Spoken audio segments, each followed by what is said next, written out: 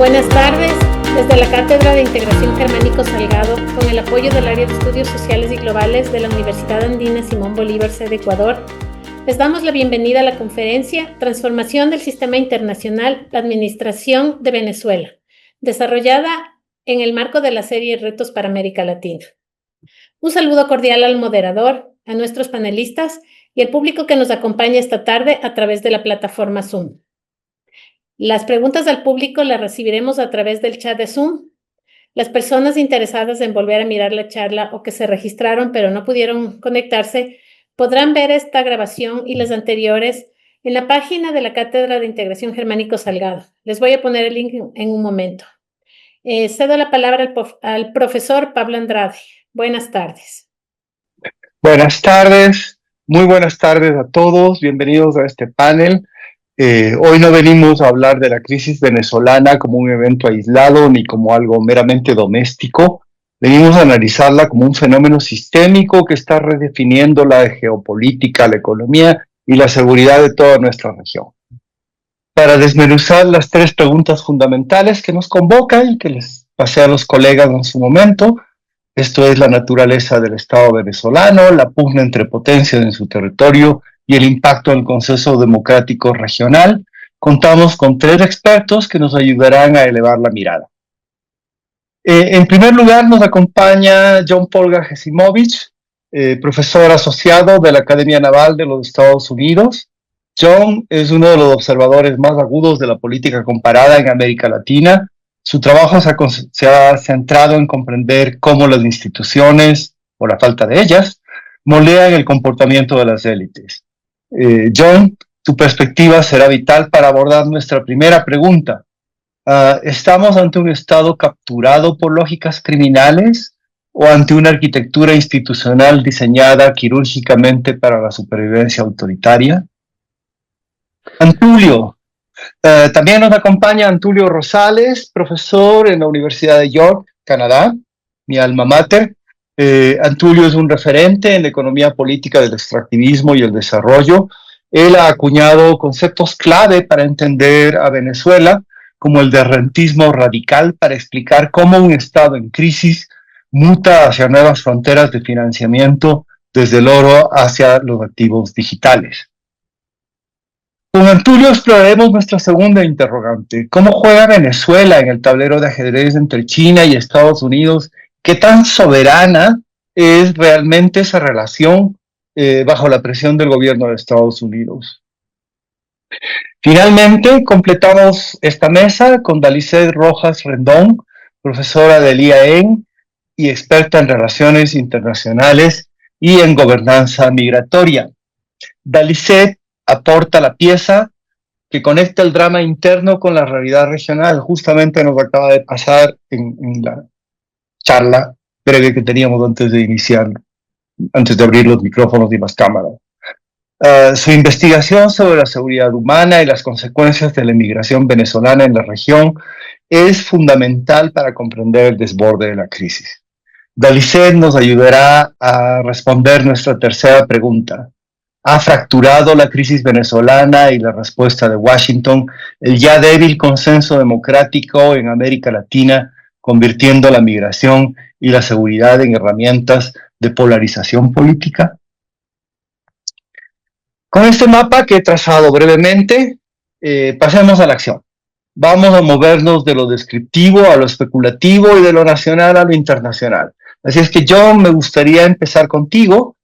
Cuando hablamos del cartel de los soles y la estructura de mando en Caracas, ¿estamos analizando un fenómeno de crimen organizado con bandera estatal o es una etiqueta simplista para un modelo de control militar mucho más complejo? John, por favor. Bueno, primero, muchas gracias, Pablo, por esta invitación. Estoy muy honrado de estar aquí con Antulio y Dalicet en mi alma mater, que es la Universidad Andina Simón Bolívar. Creo que la caracterización del Estado venezolano como un narcoestado controlado por un cartel unificado es analíticamente imprecisa, digamos, ¿sí? aunque no por ello infundada en términos de prácticas criminales generalizadas. ¿Sí? Creo que, Pablo, lo que sugieres es cierto, que es, digamos, un texto más, una realidad más compleja. ¿Sí?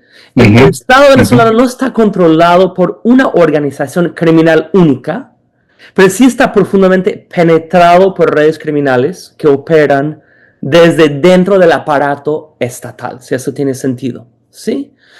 El llamado Cartel de los Soles es una etiqueta periodística que se dio a grupos, sobre todo de la Guardia Nacional Bolivariana, que era en ese momento la Guardia Nacional, en los años finales de los años 90. ¿Sí? O sea, incluso antes de la llegada de Hugo Chávez al poder, existía el Cartel de los Soles. Y eso se refería a los oficiales subalternos que traficaban armas y cocaína y competían a veces con el ejército, ¿sí? Pero no era un cartel centralizado, jerárquico, como nosotros entendemos las organizaciones de narcotráfico, que llamamos carteles, ¿no? No es cartel de Sinaloa ni nada por el estilo. Ahora, hubo mayor penetración del narcotráfico en el Estado venezolano a lo largo de los 2000 y los 2010, ¿sí? Entonces, la idea de Cartel de los Soles, por si acaso, por la insignia de los soles, ¿no? En los uniformes de los oficiales. Digamos que seguía siendo, igual en ese momento en que penetró más al Estado venezolano, seguía siendo una organización no tan vertical y algo de mini tráfico y tráfico descentralizado, ¿sí? O sea, de múltiples redes criminales superpuestas. Y en ese momento adquirió otras actividades criminales, no solo el narcotráfico, sino otro tipo de contrabando, ¿sí? Minería ilegal en el este de Venezuela, algo que Antulio ha estudiado, la corrupción financiera, etcétera, ¿sí? Estas redes, por supuesto, se articulan o se articularon con sectores del Estado, ¿sí? Especialmente dentro de las Fuerzas Armadas, los servicios de inteligencia y el sistema judicial, pero también tocaron el gobierno de Maduro directamente con los llamados narcosobrinos, sí, de Cilia Flores, que estaban involucrados en el tráfico de cocaína, ¿sí? Nuevamente, no operaban como un cartel clásico, sino como un sistema de gobernanza informal, donde el acceso a rentas ilegales, ¿sí?, era parte del mecanismo de control político y a la vez creo que funcionaba o funciona todavía como un mecanismo, ese acceso a rentas ilícitas, un mecanismo para sostener el régimen, ¿sí? Sobre todo en los sectores militares, en algo que en la literatura norteamericana llamamos coup-proofing, ¿sí? De crear mecanismos de ligar los militares al status quo y al presidente para que no realicen un golpe de Estado. Entonces, estas redes fueron muy importantes, pero no un cartel, sino un régimen que incorporó economías ilícitas como instrumento de supervivencia política, ¿sí? Okay. Creo que casi termino, creo que la frontera entre Estado y criminalidad se vuelve borrosa. No por ausencia de autoridad, sino porque esa autoridad estatal se ejerce parcialmente a través de prácticas ilícitas toleradas o administradas desde arriba, ¿sí? Un punto clave antes de pasar la palabra a Antulio: la caída de Maduro no desmontó esas redes. No eran y no son redes personales, sino estructurales. De ahí, el relevo por Delcy Rodríguez no implica una limpieza del sistema, sino una reorganización interna del mismo entramado de poder. Vale, perfecto. Antulio, tú puedes Me gustaría ver si es que podemos complementar estos elementos con el tema de la soberanía y las relaciones con China, que fue parte de alguna manera de esta adquisición ilegal, diríamos, de recursos para el Estado, pero también obviamente para el gobierno y, como bien dice John, para una serie de redes que manejan el Estado o están insertadas en el Estado. Sí, muchas gracias también. Estoy muy contento de estar con ustedes compartiendo este espacio. Contento de volverte a ver, Pablo, de estar con John y conocer a Dalicet también. Y bueno, totalmente de acuerdo con la explicación que acaba de hacer John sobre el entramado ilegal y cómo las estructuras de economías ilegales funcionan para sostener la permanencia en el poder del régimen político y en particular de Nicolás Maduro, sin que esto implique necesariamente una estructura vertical con él en el tope y todos respondiendo directamente sus órdenes, ¿no? Eso yo creo que lo que queda muy claro de parte de lo que acaba de decir John, y creo que es un punto importante en los últimos minutos de su intervención, que tiene que ver con esto de un sistema de impunidad en el que el gobierno permite que básicamente que delega un poco las acciones de estos grupos, que se enriquezcan básicamente, que se beneficien del sistema y por ende prevenir un golpe de Estado, una sublevación, etcétera, ¿no? Porque ya que el sistema de rentas legales no permite hacerlos felices a todos, básicamente se les facilita acceder a estas otras formas de renta, ¿no? En eso totalmente de acuerdo. Y pues evidentemente el tema de la minería, etcétera, implica un asunto importante, que es que el Estado se hace la vista gorda, se repliega en algunos casos, en otros casos comparte en sociedad con estos grupos el control. No quiere decir que responden directamente al Estado. En algunos casos, quienes ejercen la violencia son estos grupos armados, desde el ELN, disidentes de las FARC, el Planato Minero y otros. Y en otros casos lo hacen en connivencia con el gobierno, en connivencia con algunos miembros de las Fuerzas Armadas que se reparten pues beneficios y a su vez están ejerciendo control del territorio. Pero básicamente casi que es una delegación de esa autoridad, más que una centralización de ella, incorporándolos a todos. Entonces es una red compleja y un poco, bueno. Entonces, bueno, en eso muy de acuerdo. Ahora bien, cuando pensamos en el tema de la soberanía y en el asunto de las rentas para un petroestado por excelencia, digamos, el primer petroestado por excelencia, que sería Venezuela, es un asunto interesante y complejo, porque la industria petrolera venezolana ha vivido profundísimas transformaciones en los últimos 20 años, y en particular en la última década. Básicamente, el gobierno venezolano abandonó la industria petrolera en cuanto a la capacidad técnica para extraer petróleo y para poderlo comercializar, etcétera, ¿no? Y a su vez, por supuesto, luego de ese abandono y incapacidad para invertir en la industria, y luego también facilitar el acceso de los militares a esa industria, pues terminó de acabar con la capacidad técnica de la industria y en particular de la empresa nacional de petróleo, Petróleos de Venezuela. Ahora bien, en ese proceso también había un proceso de transformación global, en el que hay un crecimiento, a partir del año 2003, como sabemos, hay un crecimiento exponencial de la economía china, también un deseo de expansión de sus inversiones. Entonces, el gobierno de la Revolución Bolivariana aprovecha esta coyuntura para diversificar sus clientes, básicamente, de petróleo. Y China, por supuesto, se convirtió en un cliente clave. Pero obviamente no es un cliente natural, es decir, queda mucho más lejos, implica mayores costos de transporte y además China no tiene la capacidad de refinería para refinar los crudos pesados y extrapesados que vende de Venezuela. En cambio, Estados Unidos sí.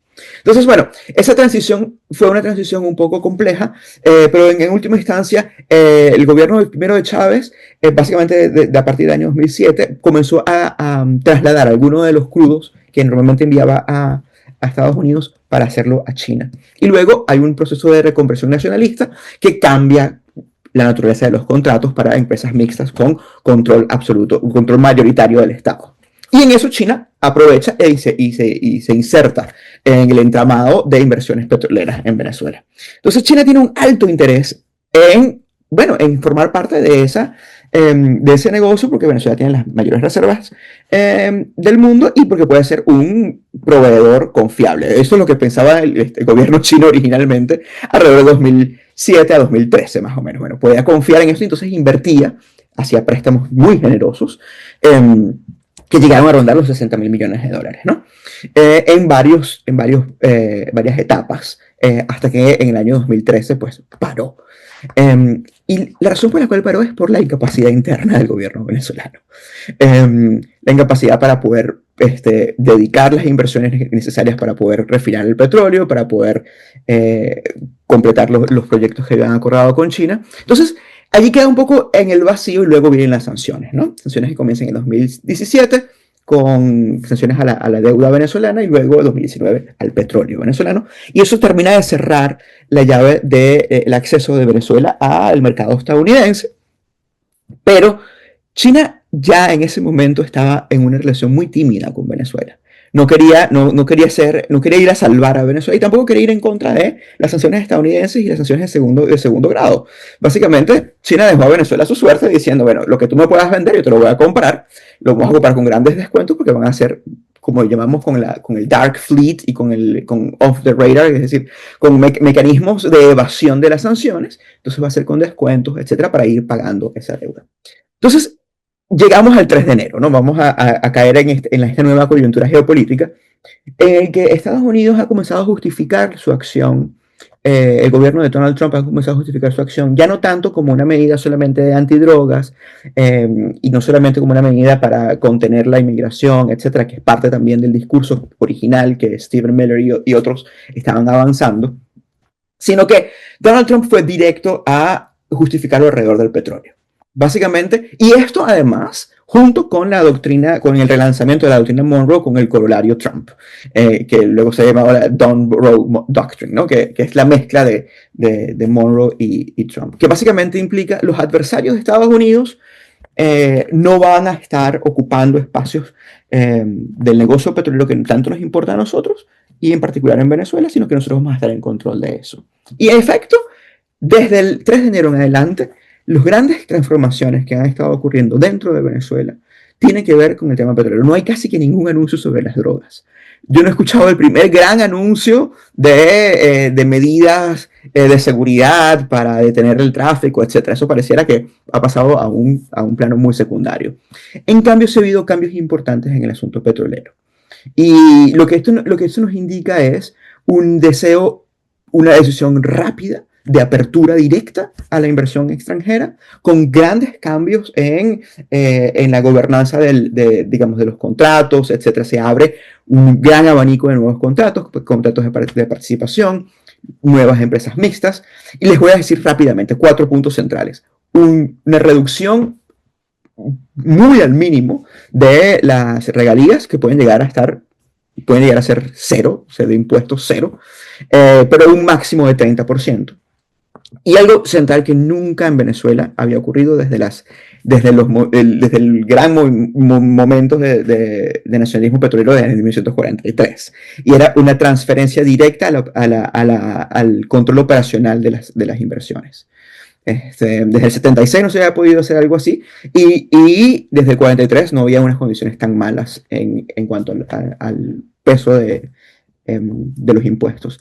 Luego, permitir el arbitraje internacional, y por último, transferir todo el poder de fiscalización y de acuerdo de las inversiones petroleras a la presidencia, al Ejecutivo Nacional, y eliminar la fiscalización del Parlamento. El Parlamento Nacional sigue siendo simbólico desde los últimos tantos años, desde los últimos 10 años, desde que el gobierno de Maduro le quitó el poder a la Asamblea Nacional Opositora. Sin embargo, pues queda en ley ahora. Queda en ley que el Parlamento no tiene potestad alguna en cuanto a hacer fiscalización, etc. En este contexto, ¿cómo queda China? Bueno, yo creo que China va a mantener una actitud muy con mucha cautela, muy cautelosa frente a Venezuela. Y yo creo que dentro de todo este espacio de reacomodo internacional con la doctrina, el relanzamiento de la doctrina Monroe con el corolario Trump, básicamente lo que está anunciando Estados Unidos es un relanzamiento de unas esferas de influencia, que el hemisferio occidental básicamente está bajo el control de Estados Unidos. Y efectivamente Marco Rubio lo ha planteado ya de manera muy clara, el secretario de Estado, que China podrá comprar el petróleo, que le va a vender ahora Venezuela y Estados Unidos en una suerte de componentes juntos. Y eso podrá ir, suponemos, también a pagar deudas, etc. Pero no va a ser el principal actor en la industria. Y posiblemente China estará contento con eso siempre y cuando su esfera de influencia, el este de Asia y el resto de la región, pues Estados Unidos no se meta allí, ¿no? Podemos imaginar que ahí puede haber un quid pro quo de ese estilo, pero no sabemos, ¿no? Entonces, hay un reacomodo a partir del 3 de enero de la consideración de soberanía y cómo se ve el control de los recursos naturales. Y aquí debo decir algo rápidamente antes de pasar al siguiente punto. Esto no es algo que ocurre solamente porque el gobierno de Venezuela está siendo ordenado para hacerlo de parte de Estados Unidos. Evidentemente, hay una relación de tutelaje y hay evidentemente una relación allí vertical, pero yo creo que hay que enfatizar y dejar muy claro que dentro del madurismo, el grupo de poder que actualmente está ejerciendo el gobierno, Delcy Rodríguez y su hermano, básicamente, siempre han estado, o en los últimos años han estado abiertos a hacer grandes cambios en lo económico que faciliten su permanencia en el poder. Entonces, cambios en lo económico, manteniendo el espacio político lo más cerrado posible, pero satisfaciendo las necesidades internas de los grupos que pujan por el poder allí. Y yo creo que en ese contexto, el cambio de la regulación petrolera es algo que le viene como anillo al dedo a Delcy Rodríguez, que ha estado a cargo de la industria petrolera venezolana en los últimos años, y que ella ha estado empujando por eso. De hecho, ha llegado a acuerdos con Chevron basados en este modelo que les estoy explicando, y simplemente lo que está pasando es pasarlo a ley, con ahora el apoyo y tutelaje de Estados Unidos. Entonces, hay una suerte de inadvertida, pero importante confluencia de intereses entre el gobierno estadounidense y Delcy Rodríguez, su hermano, y quienes ejercen el poder actualmente. Fantástico, fantástica aclaración del panorama, Antulio. Las dos intervenciones anteriores han puesto muy sobre el tapete el peso, ¿no es cierto? O mejor dicho, esta compleja intersección entre factores domésticos de largo plazo. Tanto John como Antulio ponían énfasis en temas estructurales, ¿no es cierto?, con estos elementos, digamos, más bien coyunturales, que tienen que ver con las relaciones entre las élites venezolanas, las actuales élites venezolanas, por lo menos las élites gobernantes venezolanas. Dalicet, tú has trabajado muchísimo en el impacto que ha tenido los desarrollos venezolanos en la región a través del canal de la migración. Pero ahora el canal no es solamente la migración, es también seguridad. Así es que, tomando en cuenta esos elementos, creo que vale la pena retomar la pregunta que te hacía al principio. La crisis venezolana y la respuesta de Washington, el haber establecido esa tutela, esa administración, como le llamaba yo, ha fracturado el consenso democrático en América Latina al convertir la migración y la seguridad en herramientas de polarización política. Dalicet. Bien, voy a partir diciendo que estas intervenciones externas, especialmente cuando son percibidas como medidas coercitivas, efectivamente pueden tener estos efectos polarizadores, ¿no? Van a tener también efectos erosivos sobre todo el consenso democrático de la región latinoamericana, ¿no? Y esto nos va a presentar como esta fragilidad democrática, no solo regional, sino también global, porque vemos que a nivel global han salido muchas declaraciones de diferentes estados que no forman parte de la región latinoamericana. Entonces aquí se puede decir que acciones coercitivas de estas grandes potencias, en este caso de Estados Unidos, también erosionan la credibilidad de las normas democráticas internacionales y porque ellos justifican estos escenarios de excepción para intervenir, ¿no? Y esto efectivamente va a disminuir la confianza ciudadana en los procesos democráticos legítimos. Por ejemplo, algunos clásicos en estos estudios sobre democratización advierten que todas las intervenciones extranjeras en procesos políticos internos tienden a restringir esta soberanía popular que hemos hablado acá y se debilita quizás esta rendición de cuentas. Y esto efectivamente aumenta los discursos autoritarios y estas tendencias de autocracia competitiva, si se pudiera decir. También se argumenta que la intervención extranjera tiende a agrandar toda esta polarización interna y esto va a debilitar las coaliciones sociales y va a aumentar sobre todo la desconfianza de los grupos políticos. Entonces, aquí podemos percibir tres efectos observables, ¿no? Se pudiera hablar de un debilitamiento del discurso democrático tradicional. Se pudiera hablar del aumento del autoritarismo, de este autoritarismo competitivo en la región latinoamericana. Y se pudiera hablar de la polarización de las élites políticas y de las élites electorales. Entonces, esto va a reducir espacios, esto va a reducir consensos, esto quizás va a abrir estos acuerdos transversales que sostengan como la importancia o la necesidad de la intervención extranjera. Entonces, si vemos esta agresión o esta acción estadounidense entendida no solo como esta intervención directa, ¿no? Sino como todos estos dispositivos estructurales de poder que combinan sanciones, que combinan diplomacia coercitiva, que combinan estas condiciones financieras, que combinan el control, la securitización. Entonces, esto va a afectar nuestro consenso democrático en la región. Por decir que se va a definir o que se va a entender como una gobernanza democrática en América Latina, pero también aquí entra también esta gobernanza migratoria, que es un campo privilegiado desde mi punto de vista para observar todo este proceso porque va a articular la soberanía, va a articular los derechos humanos, va a articular la seguridad y va a articular la cooperación internacional. Entonces, entrando un poco más a este tema de la gobernanza migratoria como este espacio de subordinación política, desde la gobernanza migratoria, la influencia de los Estados Unidos se observa en la externacionalización del control migratorio, como lo decíamos, mediante, así sea acuerdos bilaterales, acuerdos multilaterales, tenemos la presencia de organismos internacionales como la OIM, como ACNUR, tenemos también esta cooperación condicionada, tenemos la asistencia técnica, pero todo ello ahorita va en función o se reconfigura y está subordinado a unas políticas públicas externas,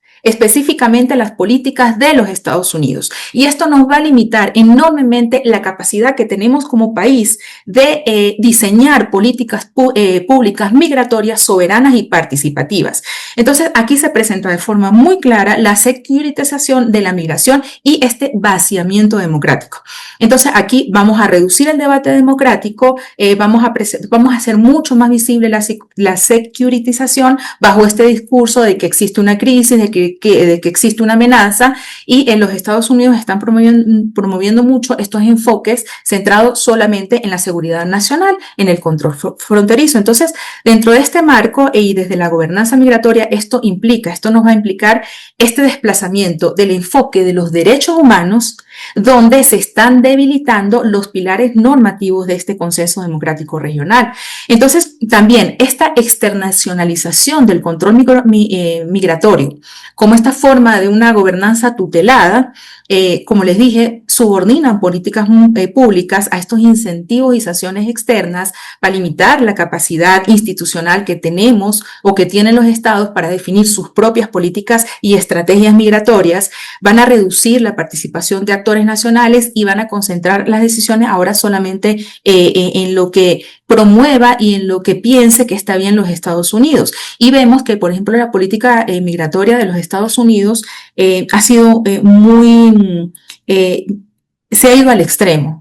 Ahora criminalizan a todos los migrantes, ahora los migrantes van a ser vistos como estos sujetos despolitizados, donde existe esta despolitización del sujeto migrante. Entonces, esta es una lógica impuesta donde las personas migrantes dejan de ser estos titulares de derechos, ¿no? Y se convierten en objetos de gestión, en objetos de contención, en objetos de disuasión. Entonces, aquí va a impactar a este consenso democrático también porque está excluyendo a un grupo social creciente en estos marcos de ciudadanía universal, en estos marcos de protección de los derechos humanos, donde se va a normalizar también estas prácticas discriminatorias y de excepción. Entonces, la gobernanza migratoria en este sentido revela una democracia selectiva, donde los derechos se van a aplicar de una forma diferencial y según el estatus migratorio de la persona. Entonces, esta agresión, esta intervención, esta acción, como se quiera llamar, de los Estados Unidos, sí considero que afecta significativamente el consenso democrático, no solo por estos efectos materiales que vimos dentro del país, sino porque está redefiniendo todas estas reglas del juego democrático. En la gobernanza migratoria, por ejemplo, este impacto se manifiesta, y lo vuelvo a repetir, en la securitización nacional y en esta externalización de los controles más rudos desde el punto de vista migratoria, en la fragmentación regional. Entonces, aquí se puede evidenciar cómo esta democracia en la región se ve un poco tensionada entre la soberanía formal que ya existía o que existía y esta nueva gobernanza migratoria tutelada de los Estados Unidos que va a favorecer solamente los intereses internos y está desfavoreciendo, como lo vemos a diario en las noticias, las personas migrantes que están trabajando, que tienen permiso, incluso ya está afectando hasta a los nacionales de los Estados Unidos. Por ejemplo, los indígenas estadounidenses han sido también, han sido afectados por los agentes de ICE solamente por la apariencia física. Entonces, aquí vemos cómo esta acción estadounidense puede contribuir pues una erosión en el consenso democrático, si lo vemos desde el punto de vista formal, desde el punto de vista teórico y desde el punto de vista de las normas internacionales. Eso. A ver, tanto John como Antulio coinciden en lo que ya es más o menos un consenso. O sea, cuando hubo el ataque de Estados Unidos a Venezuela, la reacción inicial era pues de desconcierto, ¿no es cierto? Esto es una intervención que va a fortalecer la democracia o no. ¿Se acabó el régimen o no? Y creo que es claro que no se acabó el régimen.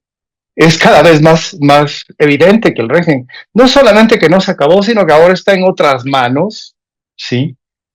Y que las tensiones domésticas del régimen madurista finalmente se resuelven por la intervención y la posterior cooperación con Estados Unidos, ¿sí? Este es un fenómeno muy raro y muy peligroso para América Latina. Es decir, un Estado controlado por redes delincuenciales es una muy buena descripción del Perú, es una muy buena descripción del Ecuador, y es una muy buena descripción de varios otros países en América Latina. Así es que el ataque americano, el ataque estadounidense, introduce ese elemento o vuelve a introducir ese elemento que había desaparecido en la tercera ola, ¿no es cierto? La apelación a Estados Unidos como el decisor de última instancia, pongámoslo así.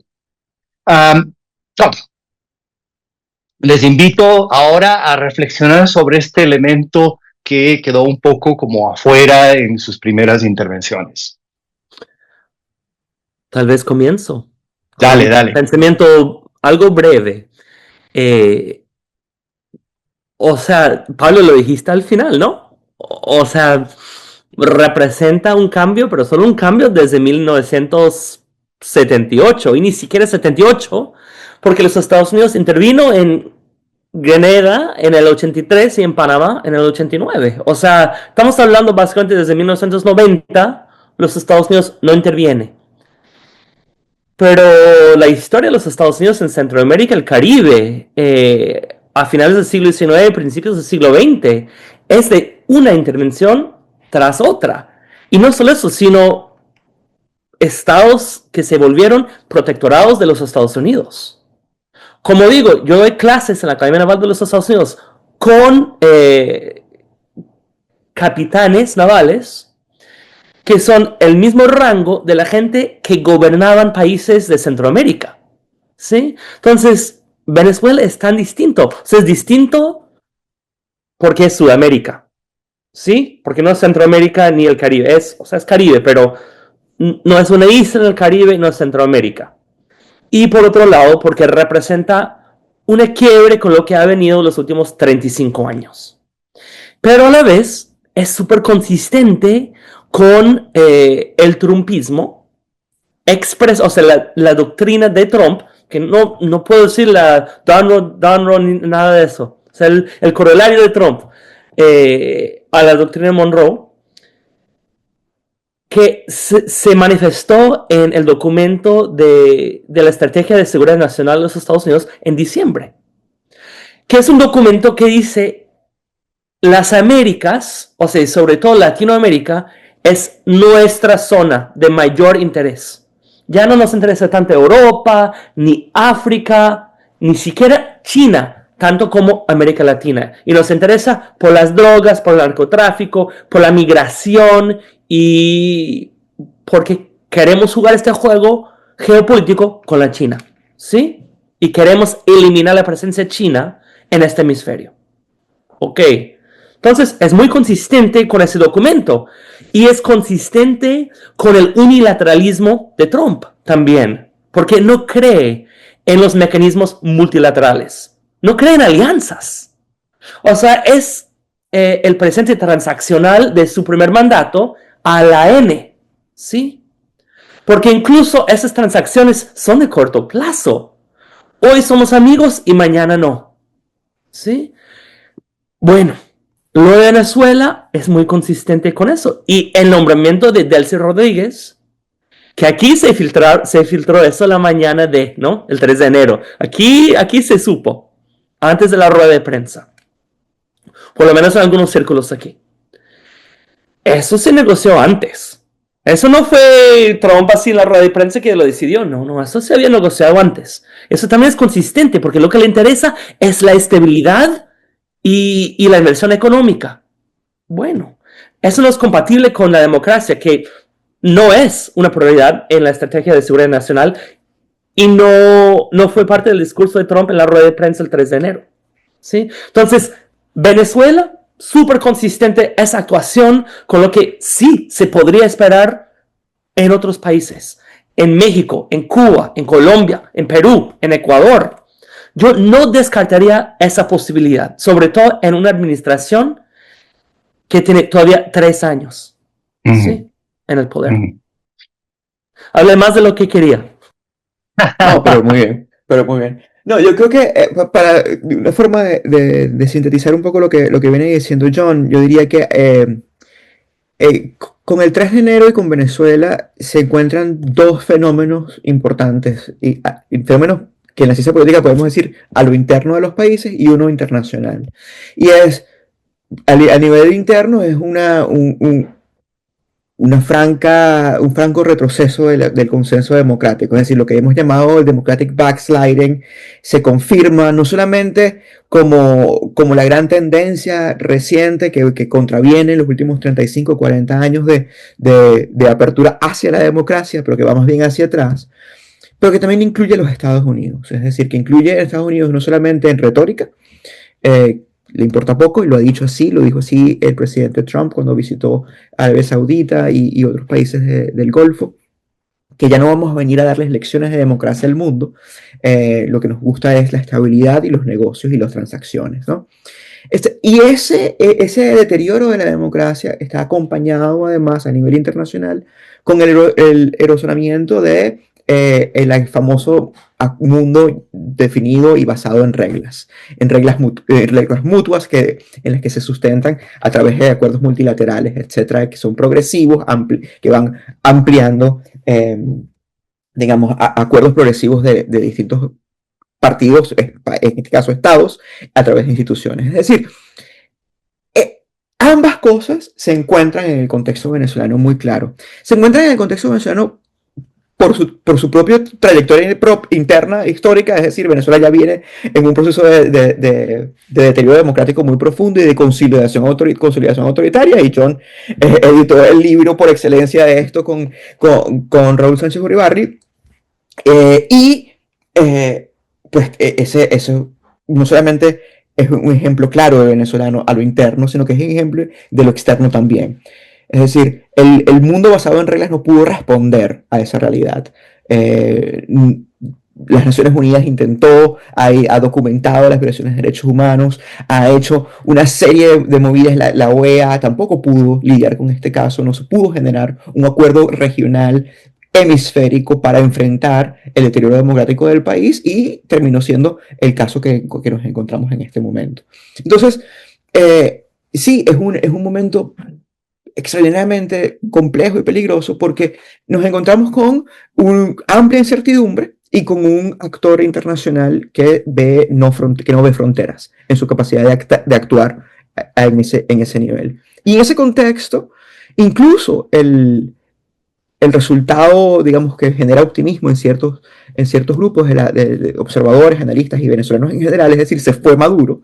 Ese optimismo dura poco cuando nos damos cuenta que el secretario de Estado, Marco Rubio, habla de 3 fases en las que la palabra democracia no aparece.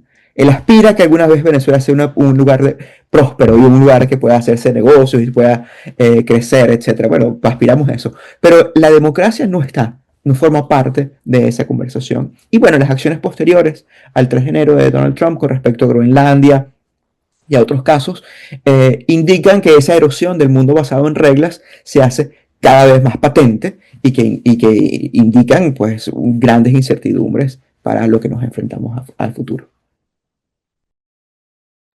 Respuesta. Dalicet. A ver, voy a tomar donde lo dejó el Antulio, es decir, el mundo basado en reglas.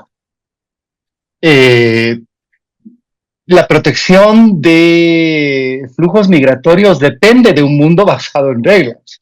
Y eso es lo que ha dejado de ser. Eso es lo que no está más. Así es que me gustaría que desde tu campo de experticia lo pienses, cómo se está dibujando este nuevo panorama.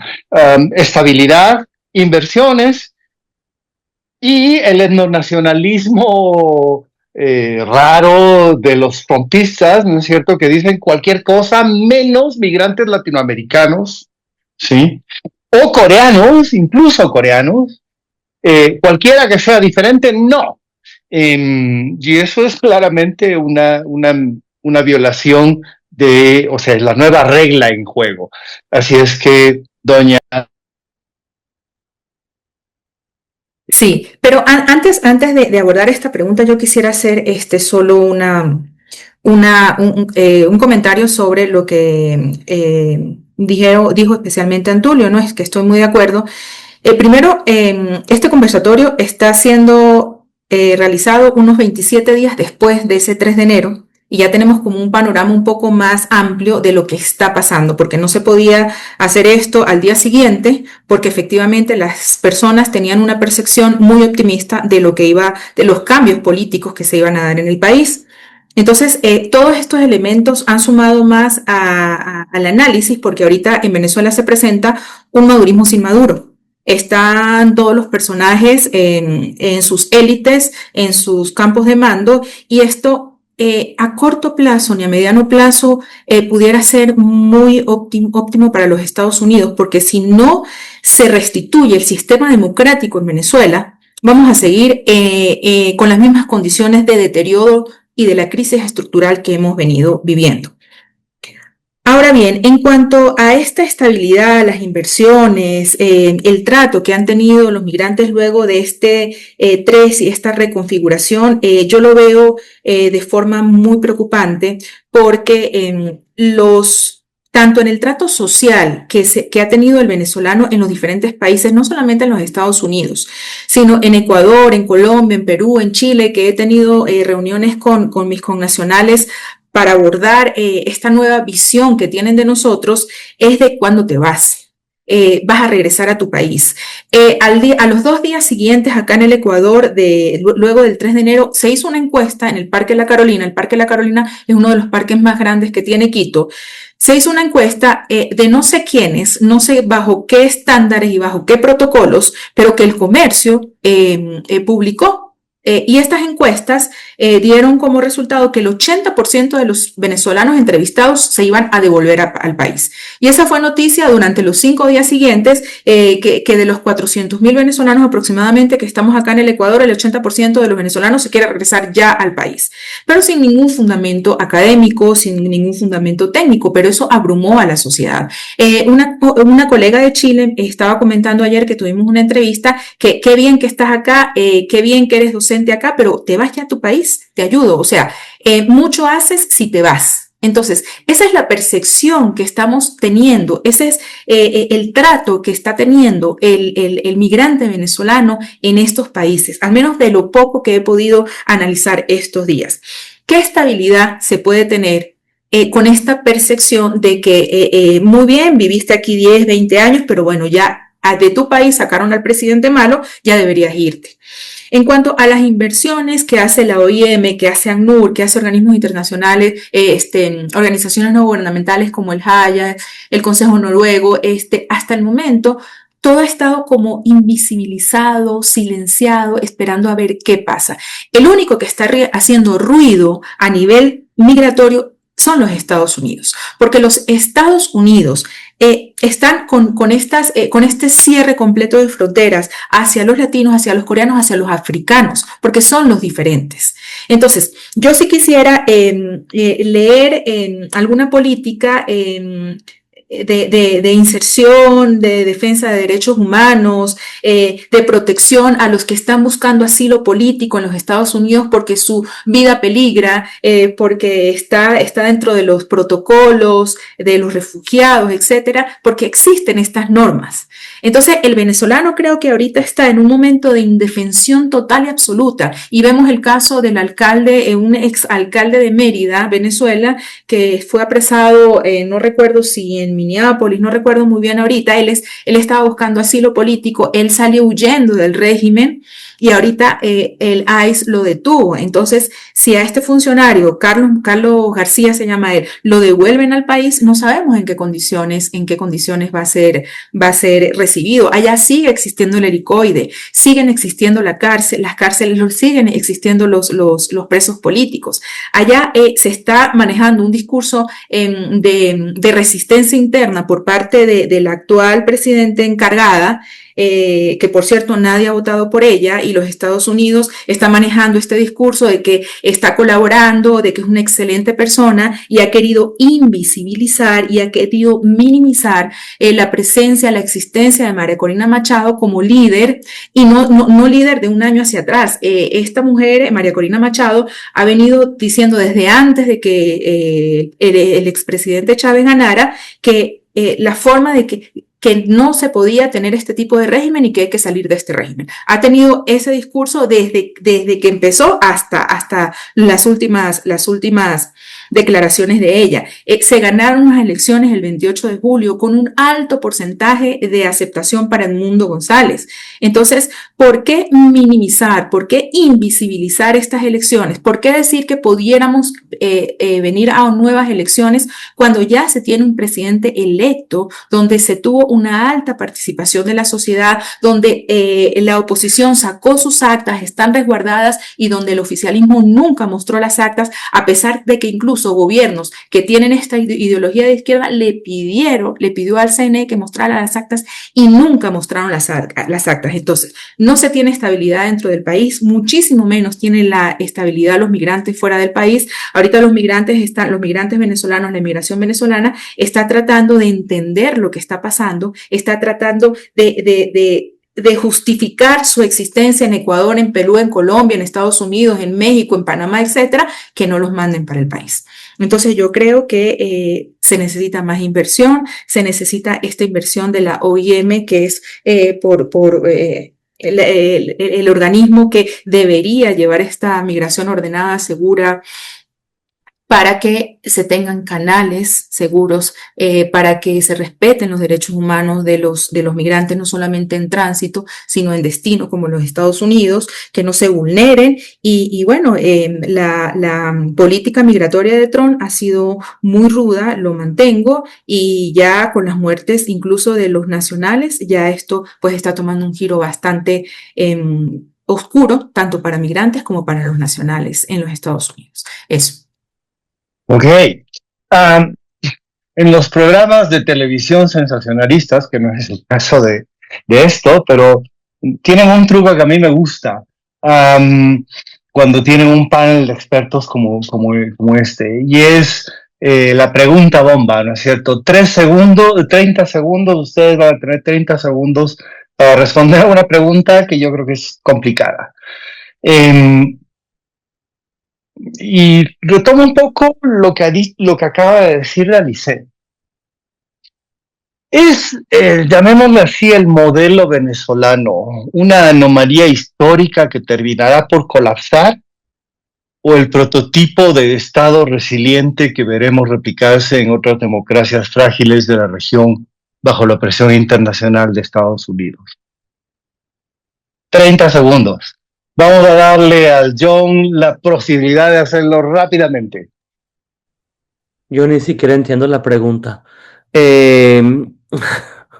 Si Venezuela, Pablo, es el nuevo modelo para la región,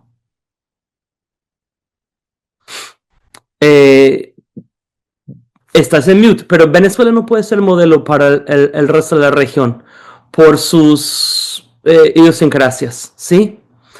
Por sus recursos naturales, sus recursos energéticos y el interés de los Estados Unidos en eso, por la migración tan grande que como vemos en el chat también la gente está comentando, cómo ha cambiado la política de otros países de la región y de los Estados Unidos, ¿sí?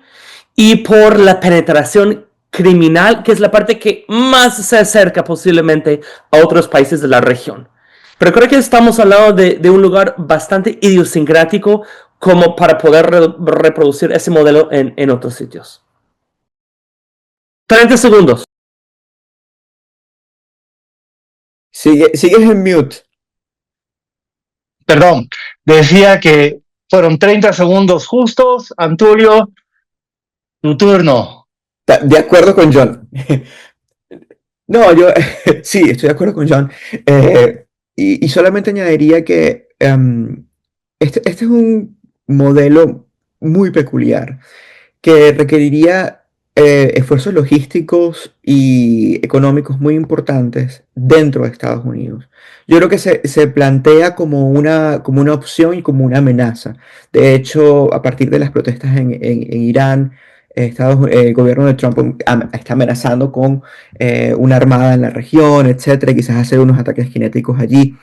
Yo creo que ese va a ser como el modelo de amenaza, pero ejecutarlo requiere unos esfuerzos enormes y además eventualmente generan rechazo interno, y eso es importante siempre y cuando se mantenga un régimen relativamente democrático y representativo en Estados Unidos. Va a ser difícil replicarlo en todos lados, en otros lugares, ¿no? Porque genera rechazo interno y bueno, y pues es muy costoso. Hey, clarísimo. Dalicet.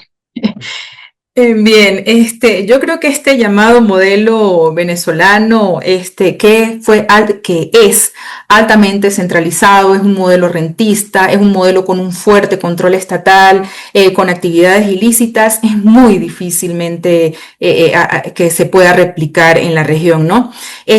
Porque tendríamos que ver primero las condiciones que hicieron posible que este modelo se diera. Empezando por los altos ingresos petroleros que hubo desde el inicio del gobierno de Chávez, luego esta polarización política y una debilidad institucional que no comenzó con el chavismo-madurismo, sino que ya venía previamente. Estas condiciones no existen de forma conjunta en los diferentes países de la región latinoamericana. Entonces, yo creo que más que desaparecer este modelo, yo creo que funciona como una clara advertencia de lo que no se debe hacer. Entonces, quizás algunos modelos de discursos, de estos discursos de izquierda, que integran, que todos somos iguales, pero unos somos más iguales que otros. Entonces, cierro que no creo que se va a mantener, creo que va a desaparecer y creo que es una clara advertencia de lo que no se debe hacer. Vale, perfecto. Voy a dar paso a las preguntas del público. Hay un comentario de Adriana Alegret sobre que creo que John lo dijo muy claramente, ¿no es cierto? Los efectos, la política venezolana a través de una serie de mecanismos. Dalicet hablaba hace un momento de un mecanismo ideológico, pero también mecanismos de migración, exportación de modelos, en fin. La política venezolana cambia la política de otros países, algunos tan distantes geográficamente como Chile. Y Adriana lo decía muy claramente cuando menciona que el candidato de extrema derecha, Kast, lo usa a Venezuela como dentro de su discurso como una propaganda política, aun cuando lo ha venido haciendo desde hace mucho tiempo.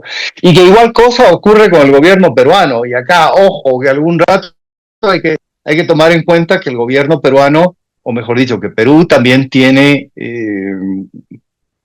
complejidades muy similares, y en eso, perdona John, yo creo que hay complejidades muy similares a las de Venezuela.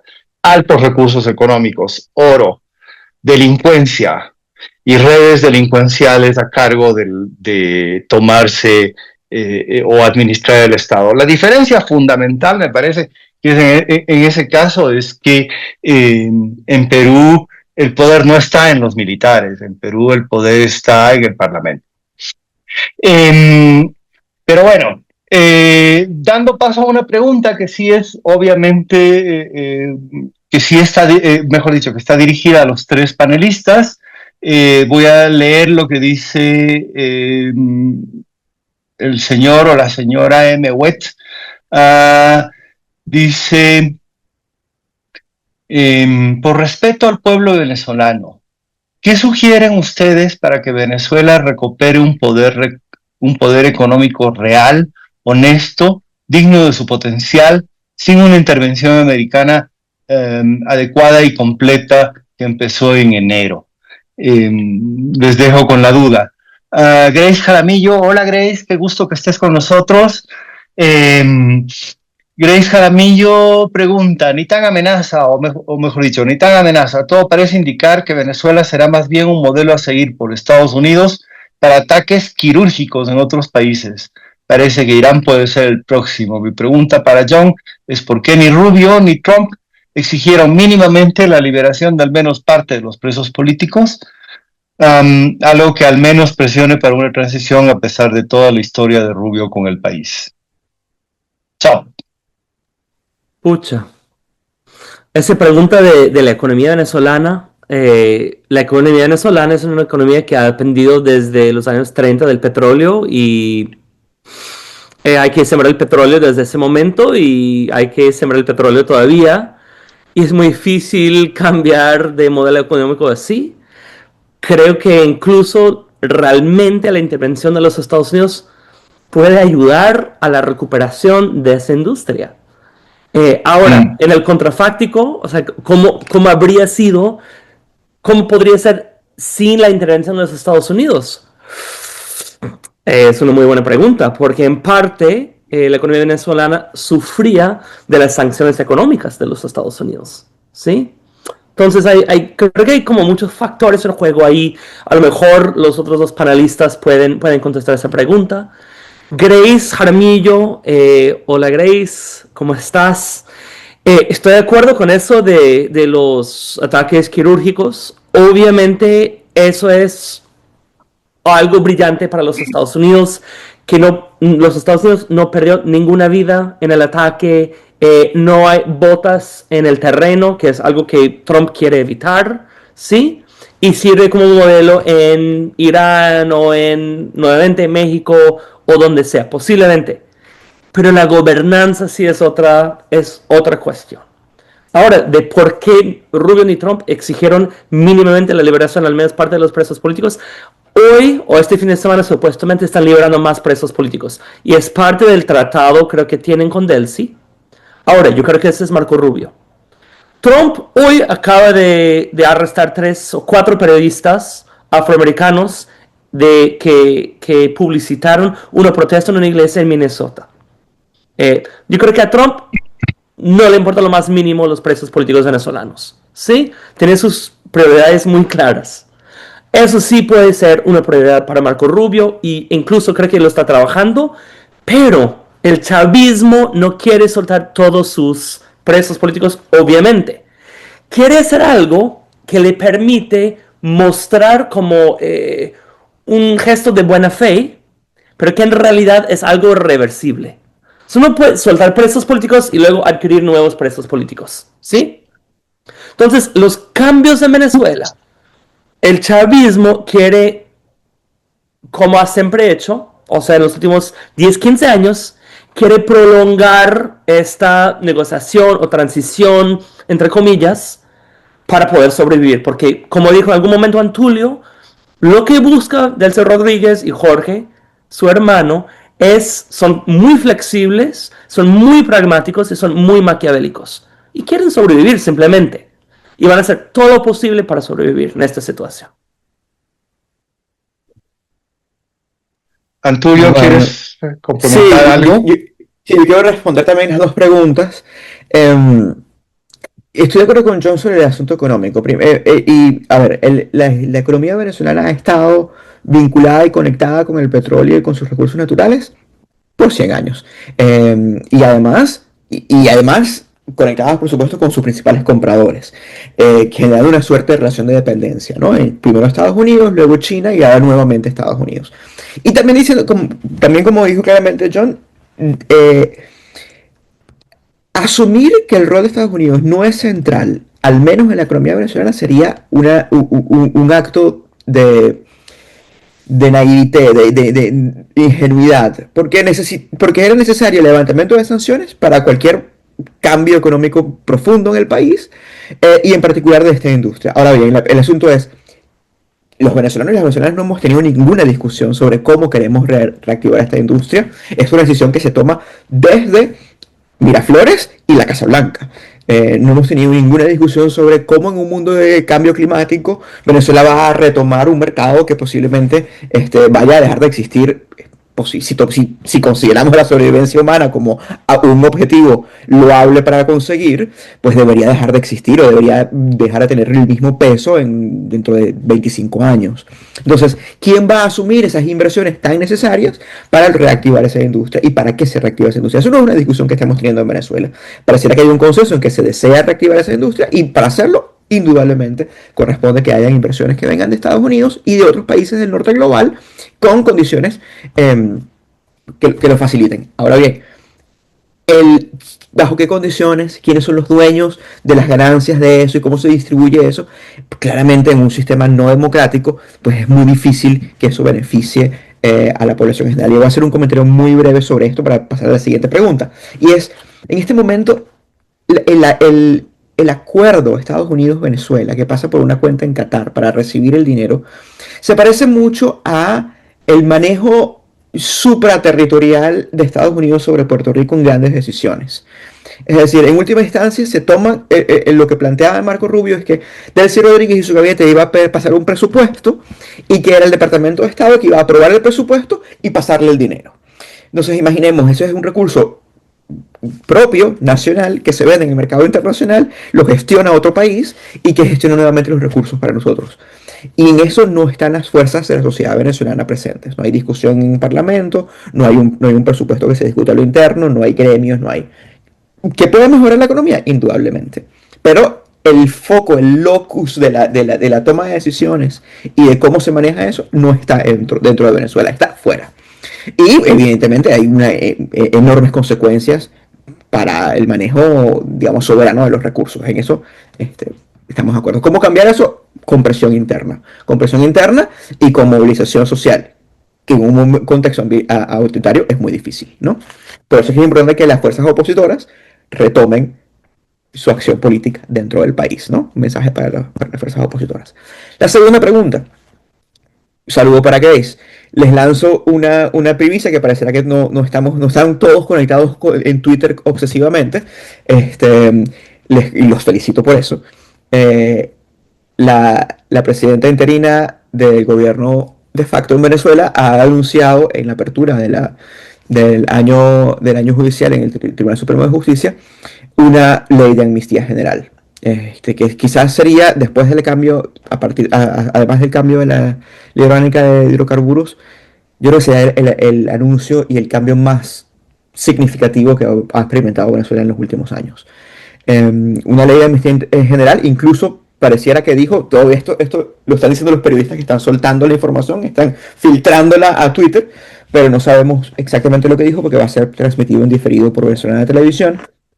Y se va a cerrar el helicoide, supuestamente, que es el centro principal de represión y tortura en Venezuela. Lo cual sería un cambio importantísimo. Y nuevamente, y aquí estábamos conversando en casa sobre esto, hay que rescatar, no solamente que es consecuencia, por supuesto, de este cambio de tablero y la intervención, pero también de la movilización interna. O sea, no hay un tema que movilice internamente al país de manera más ampliamente que la causa de los presos políticos. La vigilia que tienen durante semanas los familiares fuera de los centros de retención es una movilización admirable que además el gobierno venezolano no podía reprimir, aunque lo hubiera querido hacer. No podía reprimir y que aunque yo creo que hay muchas resistencia interna de ciertos sectores, particularmente los que manejan los grupos paramilitares del gobierno y los más radicales, que no querían hacer esto, van a tener que acceder, ¿no? Entonces, sí, hay cambios importantes y bueno, esperemos que esto pues lleve a una transición más profunda. Hay que ser optimista dentro de, por supuesto, la realidad, ¿no? Vale, Dalicet. Sí, bien, con respecto a la primera pregunta, yo creo que existen varias formas de cómo pudiéramos nosotros apropiarnos de este proceso, ¿no? Si nos dejan. Porque ahora hago yo mi pregunta, quizás Estados Unidos nos va a soltar. Si en ese mejor escenario y que ya tuviéramos nosotros el poder de decidir de forma interna, tendría que hacerse una reforma institucional con una estabilidad jurídica, donde se presenten instituciones independientes. Tendríamos que reintegrarnos al sistema financiero global, ya ser visibles, porque ahorita estamos invisibles, con el Fondo Monetario Internacional, con el Banco Mundial, con el BID. Deberíamos de presentar una diversificación real de producción, no solamente con el petróleo, como anteriormente se había hablado, modernización en cuanto a tecnología.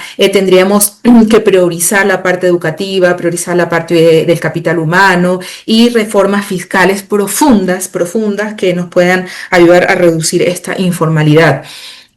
A muy grandes rasgos y de forma muy general. En cuanto a lo de los presos políticos, yo no creo que esto sea algo que se le olvidó al gobierno de los Estados Unidos o que está una falta de información.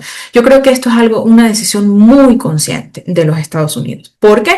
Porque es mejor sacrificar la presión por los derechos humanos, porque lo que realmente le interesa a los Estados Unidos es el petróleo y el control geopolítico del país. Entonces, esto es como estas políticas públicas de inacción. No haces nada, pero es una política, es un plan. Entonces, yo sí creo que de forma muy consciente se está invisibilizando el liderazgo de los opositores, que si bien la mayoría están afuera, pero siguen existiendo. Invisibilizar la ganada el triunfo de las elecciones del mundo el 28 no es por falta de información. Entonces, repito, es algo muy consciente, es una política muy pensada y, bueno, sacar el mayor provecho de uno de los países con las mayores de reservas de petróleo y de gas, tierras raras, etcétera, etcétera, todo lo que ya sabemos que tiene Venezuela, y sí da un poco de incertidumbre por la forma como se está manejando, no se está privilegiando este rescate del sistema democrático, e incluso en varios de los discursos de Donald Trump antes decía que los Estados Unidos tenía que recuperar territorio en Venezuela. No solo las empresas petroleras que fueron expropiadas en su momento por Hugo Chávez, que era propiedad de los Estados Unidos, pero era la empresa. Pero Donald Trump está hablando de recuperar territorio dentro de Venezuela. Entonces es algo muy peligroso y que se tiene que analizar con lupa, como lo dice la compañera, de estas operaciones quirúrgicas, que no fue tan quirúrgica, porque si realmente hubiese sido quirúrgica no hubiesen existido bajas en ninguno de los flancos, ¿no? Fue exitosa para los Estados Unidos, pero en Venezuela hubo muertes civiles, entonces pues habría que mirar esto con un poco más de empatía y una visión mucho más humana, ¿no? Entonces no fue tan quirúrgico y tan perfecto. Eso. Antulio, John, Dalicet, gracias por ayudarnos a mirar más allá del titular. Gracias por el tiempo que nos han dado para por lo menos ver lo complejo de las corrientes que se intercruzan en Venezuela. Para mí ha sido un privilegio facilitar esta mesa. Me encanta conversar con ustedes y creo que lo que han aportado es muy valioso.